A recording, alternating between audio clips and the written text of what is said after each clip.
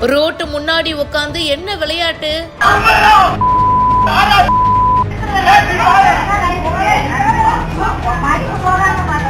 முதல்ல இதை நிறுத்துங்க அப்படின்னு சொன்ன பெண்ணுக்கு கொலை மிரட்டல் விடுத்த வாலிபர்.